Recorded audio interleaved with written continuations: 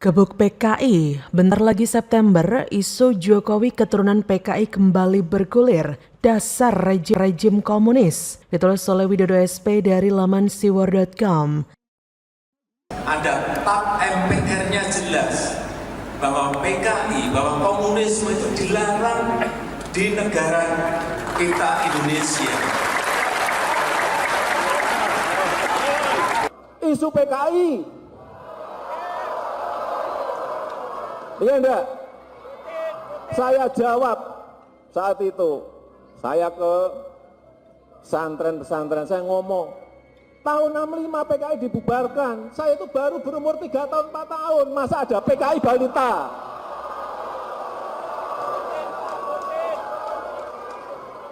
Saya baru umur 4 tahun, apa ada PKI balita? Presiden Jokowi itu PKI. Coba. Ini perusahaan saya sebetulnya sudah 4 tahun ini diem. Sabar.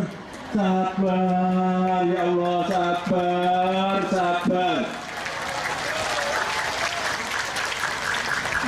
Tapi sekarang saya ngomong. Iya loh. PKI itu dibubarkan tahun 65-66. Saya lahir tahun 61. Umur saya baru 4 tahun. Ada PKI balita? Ada balita PKI?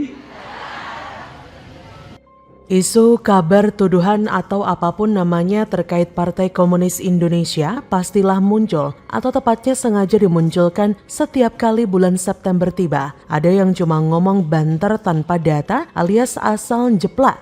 Tapi ada yang pakai alat peraga supaya terlihat meyakinkan. Meski dugaan kuatnya isu dihembuskan sendiri, alat peraga dicetak sendiri, pura-pura ada temuan lalu dibakar sendiri. Ada yang gak beres sama cara pikir orang-orang semacam ini ya. Loh kok orang? Lah iya, emang yang selama ini melakukan hal itu sejenis demit kah atau makhluk astral? Ya orang lah. Oh ya, ada lagi yang bilang seperti orang kehabisan obat, yaitu menuduh Jokowi dan pemerintahnya sedang menerapkan ideologi komunis. Sorry, kayak gini hanya bacotan yang asal jeplak dan lebih baik ditertawakan saja. Lagi pula kalau memang mereka yakin dengan ucapan dan temuannya soal isu PKI itu kan tinggal tunjukkan saja buktinya. Kalau sebut orang ya tunjukin aja siapa orangnya, di mana dia bersembunyi. Terus ungkap ke publik dengan bukti orang itu terafiliasi ke PKI. Gampang kan?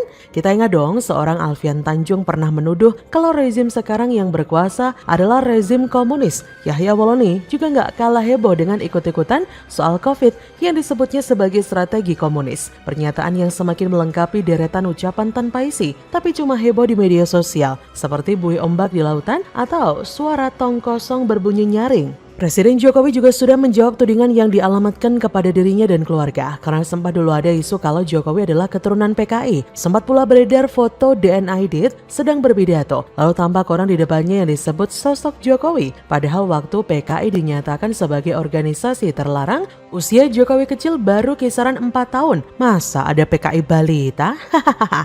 Namun perkiraan angka 6% masyarakat yang percaya kabar bohong itu nggak bisa dianggap sepele loh. Angka 6% rakyat yang percaya banyak.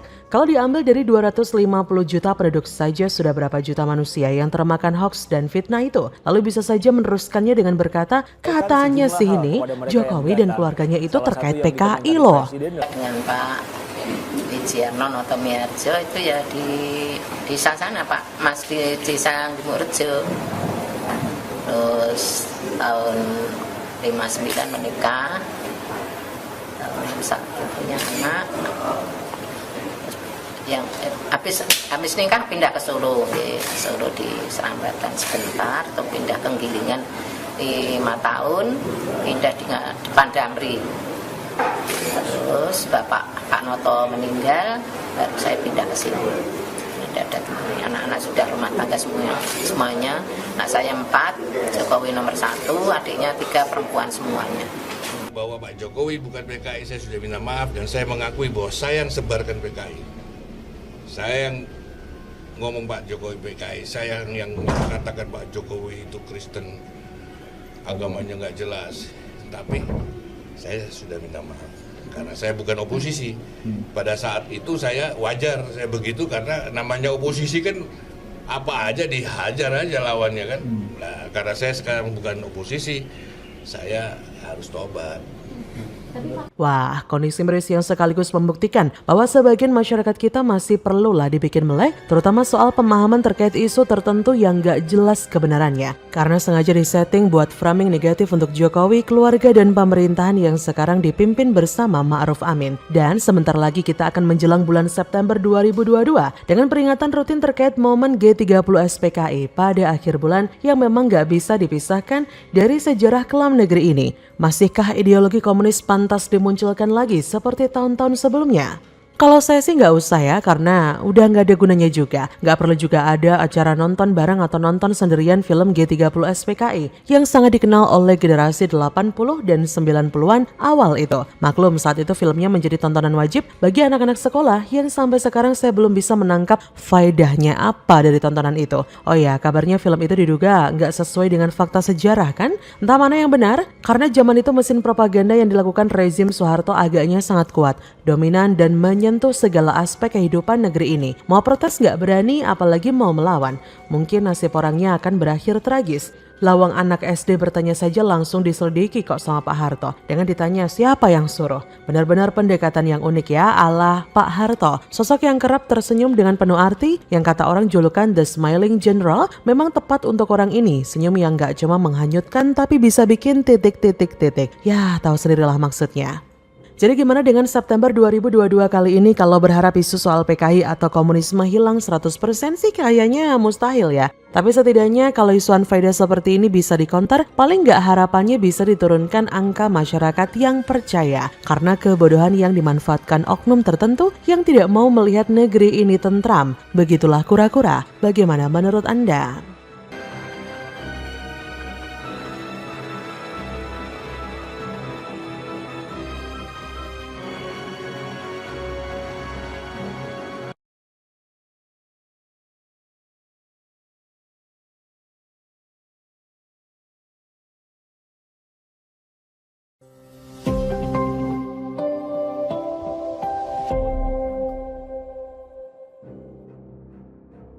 Terima kasih Pak Jokowi, dapat full support dari Presiden. Farel Prayoga dikawal polisi dan TNI ketika pulang ke Banyuwangi. Keluarga dan satu desa menangis haru.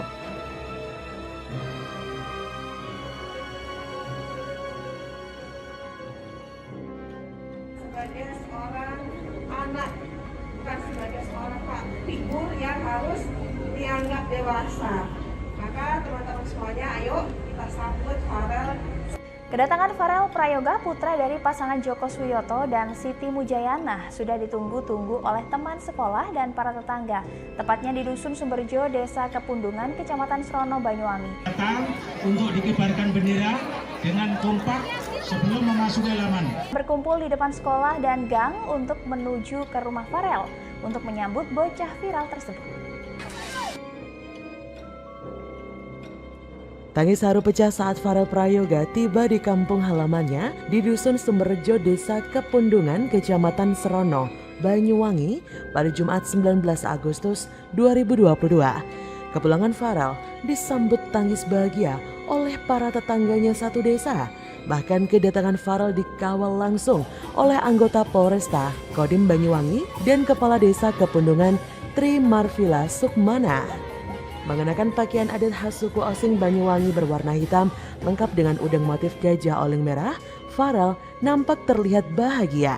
Meski kondisi staminanya tidak seperti saat menyanyi di depan Presiden Jokowi, Farel dengan sabar meladeni para tetangga yang menyapanya. Para tetangga sudah sejak pagi menunggu kepulangan bocah kelas 6 SD Negeri 2 Kepundungan itu. Selain bersalaman, sesekali mereka juga bersuah foto bersama Farel. Bahkan suasana begitu riuh saat masa berebut bersalaman. Tak hanya tetangga, para guru di sekolah Farel juga telah mempersiapkan panggung khusus untuk anak didiknya tersebut. Kepala Desa Kepundungan, Tri Marvila Sukmana mengatakan, kedatangan Farel membawa semangat baru bagi masyarakat di desanya.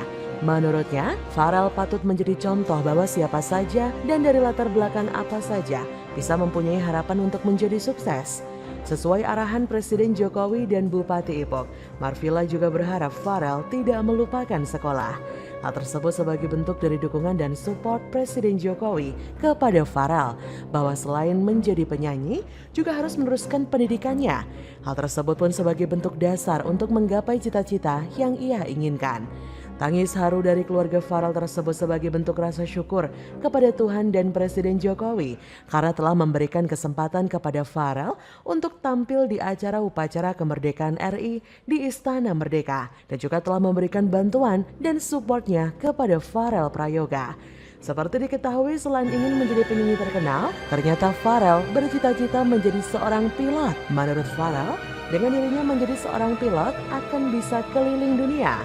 Hal tersebut disampaikan Farel saat ditanya Kepala Dinas Koperasi Usaha Mikro dan Perdagangan Banyuwangi, Nanin Oktavianti, di rumahnya. Maksud kedatangan Dinas Koperasi ke rumah musisi cilik tersebut tak lain untuk membantu kebutuhan kedua orang tua Farel. Hal itu menurut Nanin sebagai bentuk perhatian Pemkab kepada Farel yang telah berjasa kepada Banyuwangi. Orang dekat Bupati Ipok itu juga mempersilahkan orang tua Farel menghubungi Pemkab jika memang membutuhkan keperluan untuk membuka usaha. Pihaknya juga berpesan kepada orang tua Farel untuk tetap memperhatikan kondisi kesehatan buah hatinya tersebut. Perhatian dari Pemkab dan Dinas Banyuwangi sebagai bentuk dukungan pemerintah kepada warganya yang benar-benar berprestasi. Support dan dukungan yang diberikan tidak hanya sebatas materi saja. Bahkan Presiden Jokowi kabarnya juga bakal mensupport cita-cita Farel tersebut.